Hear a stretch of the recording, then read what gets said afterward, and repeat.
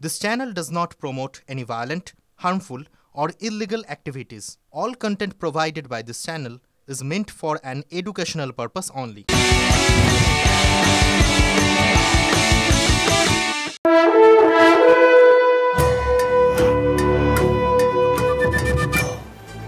দিলাম ব্রেকের পর বাংলার প্রথম দফার ভোটে কেন্দ্রীয় বাহিনীর পাশাপাশি 10,000-এরও বেশি রাজ্য পুলিশ মোতায়েন করবে নির্বাচন কমিশন।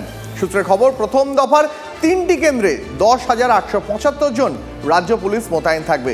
আরও বিস্তারিত জানবো সহকর্মী অরিত্রর কাছ থেকে। অরিত্র, প্রথম দফার নির্বাচনের আগে রাজ্য পুলিশ যা সংখ্যক মজুত করছে নির্বাচন কমিশন বা প্রোভাইড করছে, সংখ্যাটা কি উত্তরবঙ্গের জন্য পর্যাপ্ত, বিশেষ করে যখন কোচবিহার আমাদের নজরে থাকবে?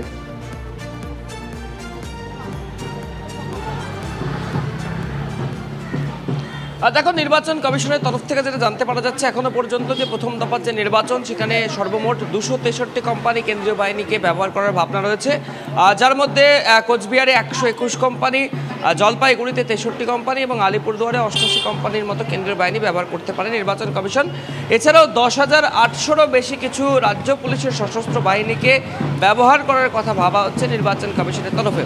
দেখো, মূলত এই যে আইন শৃঙ্খলা পরিস্থিতি এবং নির্বিঘ্নে সুষ্ঠুভাবে ভোটদান সম্পন্ন করতে কিন্তু কমিশনের তরফ থেকে এই তৎপরতা দেখানো হচ্ছে।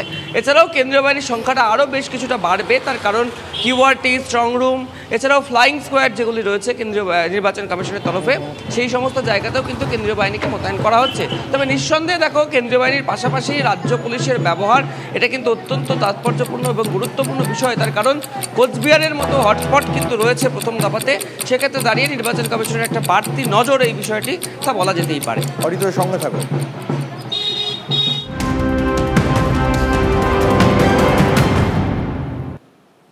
এবার একটা গুরুত্বপূর্ণ খবরের আপডেট। 23 এপ্রিল বীরভূমের হাসানে সভা মুখ্যমন্ত্রীর। বিজেপি প্রার্থী শীতলকুচির পুলিশ কর্তার বিরুদ্ধে মুখ খোলেন মমতা। এবার হাসানে কি বলেন মমতা, নজর সেদিকে।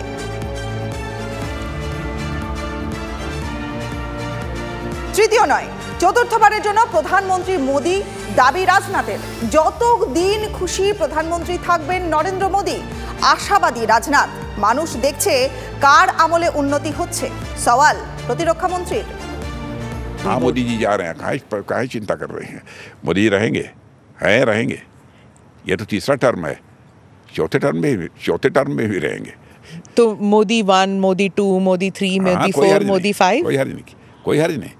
जब तक सामर्थ्य है तब तक रहेंगे, जब तक देश चाहेगा तब तक रहेंगे।